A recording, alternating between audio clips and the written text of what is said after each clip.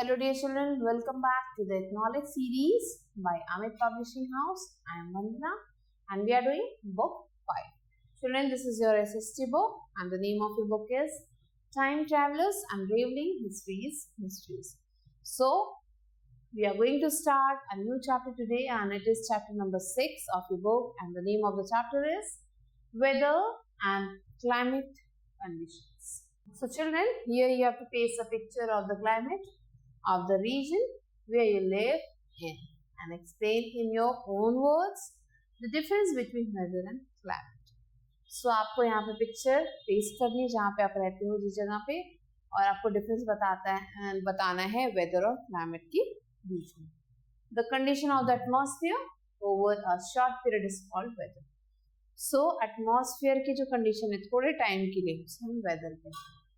And the way atmosphere behaves over relative long period of time it is called climate. और जब atmosphere जो है behave करता है एक particular long period के लिए किसी भी एक particular way में उसे हम climate कहते हैं. Both weather and climate are closely interrelated as weather is a part of climate. तो दोनों जो parts हैं वो आपस में interrelated हैं क्योंकि वेदर जो है क्लाइमेट का ही एक पार्ट है. Several factors determine the daily weather of a place. So बहुत सारे फैक्टर्स हैं जो किसी भी प्लेस का वेदर डिटरमाइन करते हैं. Some of these factors are temperature, air pressure, wind, humidity, precipitation, sunshine and cloud cover.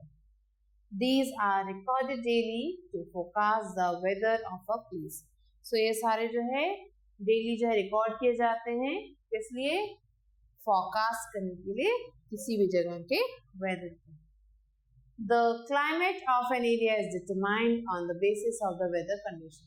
So किसी भी जगह के क्लाइमेट को उस जगह के वेदर कंडीशन को देख के ही डिटरमाइन किया जाता है. Of that area over a long period of time. बहुत देर तक देखते हैं कि एक जगह का प्रॉपर जो वेदर क्या है उसके अकॉर्डिंग क्लाइमेट बताया जाता है. Changes in climate results to the change of season. So the climate change है वो क्या है seasons change में result करता है. In India we experience 5 main seasons. So India में 5 main seasons होते हैं. They are summer, winter, monsoon, spring and autumn. Now difference between weather and climate. So what is the difference? This we are going to learn. Weather is a temporary and changes according often, but climate remains same, stable over a long period. So weather जो है बदलता जाता है. Weather means मौसम. मौसम जो है बदलता रहता है. टाइम टू टाइम चेंज होता रहता है. अभी गर्मी हो गई एकदम से सर्दी होने लगी एकदम से जब बारिश हो गई. So ये क्या है वेदर है. बट जो क्लाइमेट है वो एक ही जैसा रहता है काफी लंबे टाइम तक. जैसे कि एक सीजन हो गया तो वो सीजन क्या है काफी लंबे टाइम तक रहता है. Moreover weather prevails over a small area. Weather जो है किसी एक स्मॉल एरिया में like the city and the climate prevails over the large area like a country.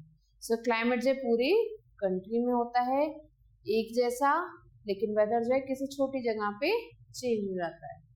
Describe weather and climate giving an example. There are different factors that affect the climate of a place. So बहुत सारे factor हैं जो effect करते हैं किसी भी जगह के क्लाइमेट को. Temperature and latitudes. तो पहला है temperature and latitude. Temperature is one of the prime determinants of climate. Temperature जो है किसी भी जगह का एक प्राइम डिटर्मिनेंट है and it depends on the heat received from the sun. ये डिपेंड करता है किसी भी जगह की पे कितना हीट रिसीव किया गया है. The more an area is expose to the rays of sun the higher the temperature and vice versa.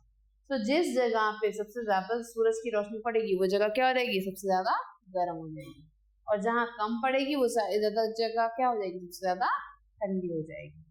So by this we can determine the temperature and latitude. Equatorial regions experience extreme climate. So जो equator के पास की जो जगह है वहाँ पे extreme climate होता है. It is because the equator receives direct sunlight. क्यों ऐसा होता है क्योंकि जो इक्वेटर है वो उस पे सूरज की डायरेक्ट रोशनी आती है. which is more intense than anywhere else on the earth, जो अर्थ के किसी भी पोर्शन से ज्यादा इंटेंस है. This is due to its position in relation to the sun. So ये क्या है, ये क्यों है, क्योंकि जो सन का जो पोजीशन है उससे रिलेटेड है. The equator is near to the sun and the hottest because lesser area is exposed to the sun for good heating. So ये जो इक्वेटर है क्योंकि ये सन के पास है इसलिए बहुत ज्यादा गर्म होता है, लेकिन वो एरिया जो सन से दूर है वो जो है थोड़ी ठंडी रहती है, इसलिए जो है इक्वेटर का एरिया जो बहुत ज्यादा गर्म होता है. It is cold at the poles, लेकिन जो पोल्स के पास का एरिया है वो क्या है, ठंडे. This is because the sun rays are in slanting position. ये ऐसा है इसलिए है क्योंकि जो सूरज की रोशनी है वो स्लैंटिंग पोजिशन में आती है on these regions and they get very little direct sunlight. So सूरज की डायरेक्ट लाइट में जो एरिया पड़ता है वहां बहुत ज्यादा गर्मी है, और जो इनडायरेक्ट लाइट में है वहां पे मौसम कूल रहता है. Prevailing winds. अब प्रिवेलिंग विंड्स क्या है, the temperature prevails at a place governs the flow of wind. So किसी भी जगह की जो टेम्परेचर है वो क्या है, फ्लो, विंड के फ्लो के अकॉर्डिंग वो चेंज होती है. Wind blows from a cooler place to a hotter place. Wind जो है ठंडी जगह से बहती हुई गर्म जगह की तरफ आती है. Sea breeze and land breeze. अब सी ब्रीज और लैंड ब्रीज क्या है, ड्यूरिंग द डे टाइम, दिन के समय the land becomes hotter as compared to the sea. जो लैंड होता है, जो पृथ्वी है, जो धरती का एरिया है वो गर्म होता है समुद्र के एरिया के मुकाबले. This causes the wind above the land to become warm since the sea is cooler than the land during. So क्योंकि जो लैंड के ऊपर की जो धरती है, लैंड पे जो एयर है वो गर्म हो जाती है और जो सी की एयर है वो ठंडी रहती है. The wind above the sea is also cooler. और जो सी के ऊपर की जो विंड है वो ठंडी रहती है. The warm wind above the land rises high in the air because it is light in weight. So जो हवा जो गर्म हो जाती है वो हल्की हो जाती है, और हल्के होने के कारण क्या होती है, वो ऊपर उठने लग जाती है. Sea breeze, as the name implies, is the breeze or wind blowing from the sea towards the land. So sea breeze जो है sea से निकलती है हवा और लैंड की तरफ जाती है. Onshore breeze is another name given to sea breeze. So onshore breeze जो है एक दूसरा नाम दिया गया है sea breeze. So अब आप देख सकते हो कि कूल ब्रीज जो यहाँ से जा रही है और वार्म ब्रीज यहाँ से वापस आ रही है. अब देखो रात में भी जो है यहाँ से कूल ब्रीज इधर जा रही है और वार्म ब्रीज जो है उल्टी डायरेक्शन में आ रही है. So this is the difference between sea breeze and land breeze. Land breeze, as the name implies, refers to the breeze or wind blowing from the land to the sea. So land breeze क्या है, एक ऐसा नाम है जो दिया गया है हवा को या फिर wind को blowing from land to the sea.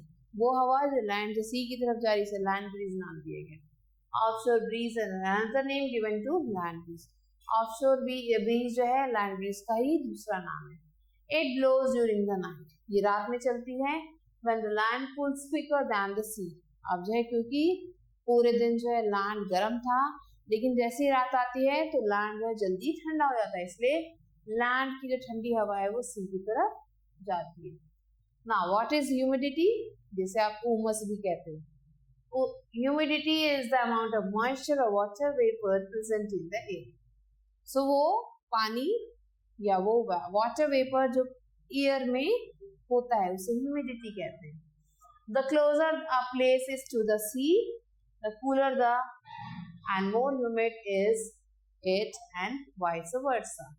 So humidity क्या है, amount of water present in air, और जितना कोई भी एरिया सी के पास है वो जगह उतना ही ज्यादा ठंडा है और उसमें उतनी ज्यादा ह्यूमिडिटी है. और जितना कोई एरिया दूर है, वाइस वर्सा मीन्स इसका जस्ट सपोज जितना कोई एरिया सी से दूर है वो उतना कम ह्यूमिड होता है। Humidity affects the climate of a place as it causes rainfall. Humidity जो है अफेक्ट करती है किसी भी जगह के क्लाइमेट को, क्योंकि ह्यूमिडिटी ज्यादा हो जाती है तो क्या हो जाता है, फिर रेनफॉल हो जाता है। In cold areas it causes snowfall. जो ठंडी जगह है वहां पे snowfall होने लग जाती है। The humidity of a place depends on some factors such as the distance of the place from the sea and the direction of the wind. So जो ह्यूमिडिटी होती है किसी भी प्लेस की वो डिपेंड करती है उसके कुछ फैक्टर्स पे, जैसे कि उसकी कितना डिस्टेंस है सी से और डायरेक्शन क्या है विंड का। As result the coastal areas like Kolkata, Chennai, Mumbai etcetera are more humid than plain areas like Delhi, Punjab, Haryana etcetera. So ये जो एरिया है कोलकाता, चेन्नई, मुंबई, ये पानी के पास है इसलिए यहाँ पे ज्यादा बारिश होती है और ये ज्यादा ह्यूमिड भी है। लेकिन जो एरिया है जैसे कि दिल्ली, पंजाब, हरियाणा, ये पानी से दूर है इसलिए यहाँ पे ह्यूमिडिटी कम होती है। Now let's learn about altitude. So light humidity, altitude also inverse the impact of heat. So altitude भी हीट के इम्पैक्ट को इन्वर्स करता है, मीन्स उल्टा कर देता है। As height increases temperature decreases. जैसे जैसे हाइट बढ़ रही है वैसे वैसे टेम्परेचर नीचे की तरफ जा रहा है, एंड वाइस वर्सा। और जैसे हाइट कम हो रही है वैसे टेम्परेचर ऊपर की तरफ जा रहा है। This is because the air while rising from sea level becomes lighter and thinner as it goes higher. So जब हवा हल्की हो जाती है तो वो ऊपर की तरफ जाती है। This causes it to lose its heat carrying capacity. और जैसे एयर ऊपर की तरफ जाती है तो उसके अंदर जो हीट कैरिंग कैपेसिटी है वो कम हो जाती है। सो mountainous areas enjoy a cooler climate. So mountain के जो एरिया है उनका जो क्लाइमेट होता है वो बहुत ज्यादा ठंडा होता है as compared to the plains throughout the year. Compare करेंगे अगर हम प्लेन से पूरे साल। This is the reason that hill stations become popular tourist spots during summer.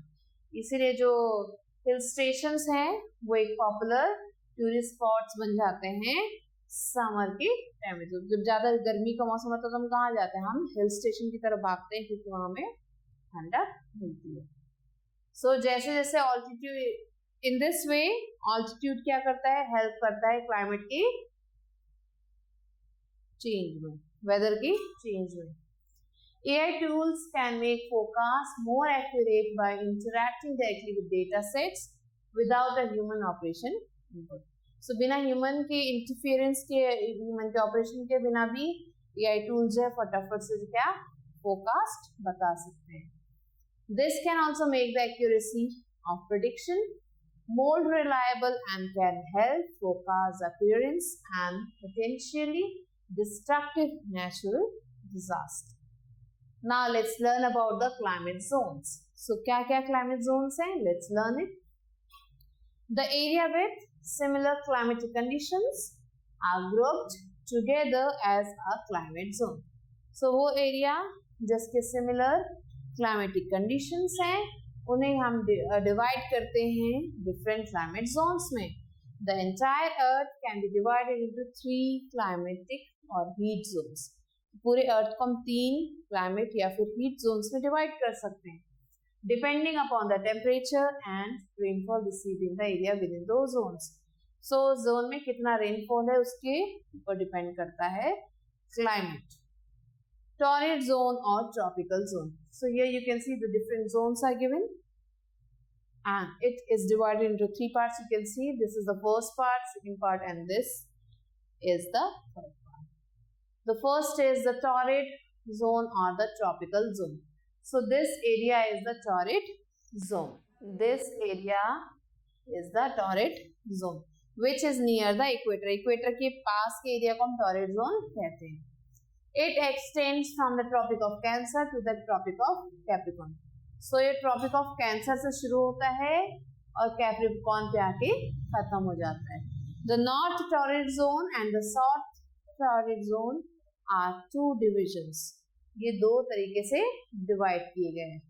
अब आप देख सकते हो टॉरेट जोन्स के बाद क्या है, टेम्परेचर जोन, तो दीज आर टेम्परेट जोन्स। अब उसके आगे फ्रिजिड जोन, जहाँ पे फ्रिज जैसी हालत हो जाती है, मीन सब कुछ जम जाता है।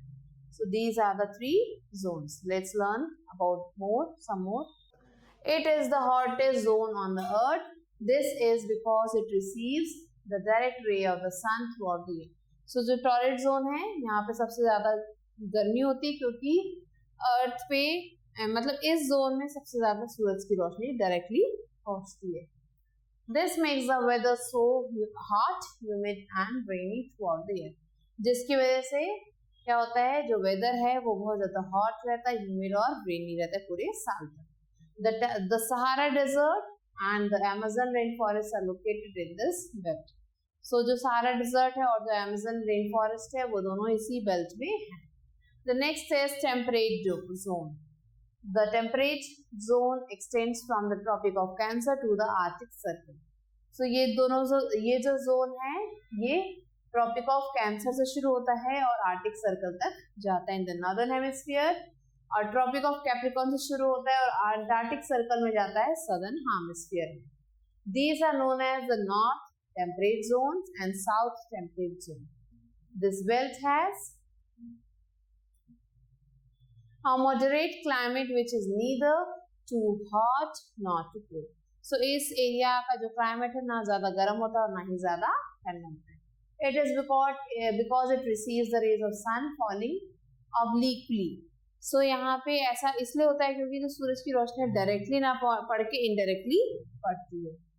The prairies in North America, the pampas in the South America, the steppe of Europe and Asia, and the wells in Africa are the few grasslands that are found in this zone. So ये कुछ grasslands हैं जो इस zone में पाए जाते हैं। Now let's learn about the frigid zone. Frigid zone जहाँ पे सब कुछ फ्रिज जैसा हो जाता है, मीन्स जम जाता है। The frigid zone extends from the region between the Arctic Circle and the North Pole of the Northern Hemisphere. So ये जो frigid zone है ये आर्टिक सर्कल से शुरू होता है और नॉर्थ पोल तक जाता है, ऐसे ही northern hemisphere in the northern hemisphere, और जो दूसरा फ्रिजिड जोन है वो अंटार्कटिक सर्कल से साउथ पोल तक जाता है in the southern hemisphere. So these zones receive slanted rays of the sun. So ये slanted rays आते हैं यहाँ पे sun के and receives extreme and remain extremely cold. क्योंकि यहाँ पे हल्की फुल्की रेज आती है सन की, इसलिए यहाँ पे बहुत ज्यादा ठंडे होते हैं। These regions are covered with permanent ice and experience 6 months of days in summer and 6 months of night in winter. So यहाँ पे 6 महीने तक जो है इस जोन में जो है गर्मी रहती है, समर रहता है, और 6 महीने तक यहाँ पे ठंडी रहती है, मीन्स विंटर रहता है। Now let's revise what we have learned in this chapter. Weather is temporary and changes often, but climate remains stable over a long period. Temperature, latitude, wind, humidity, and altitude are some factors affecting climate. Humidity is the amount of water vapor present in the air. The earth has 3 heat zones: torrid, temperate, and frigid zone. Frigid zone is extremely cold. Now let's answer these questions. What does the latitude of a place tell you about the climate of that place? So किसी भी जगह का जो latitude है उस जगह के climate के बारे में क्या बताता है? So as you know, the area is divided into different zones और जो latitudes को ही compile करता है. So the part of the latitude which is near the equator receives highest sun rays, and that's why the climate of that area is very hot, and the latitude that is away from the sunlight is cold. Why is temperature one of the prime determinants of the climate of a place? जो temperature होता है किसी भी जगह का वो वहाँ का प्राइम डिटर्मिनेंट्स क्यों है? So children, this you have to find out. Why does temperature decreases as height increases? So temperature क्यों कम होता है जैसे से height increase होती है? Because the sun rays go there at a very in a slanting way. That's why the temperature decreases at height. So children, the rest of the questions you have to do on your own. I hope that you have understood the chapter, and if you have any queries related to the chapter, you can ask me in the comments. Children, I'll be waiting for you with a new video. Till then, stay later.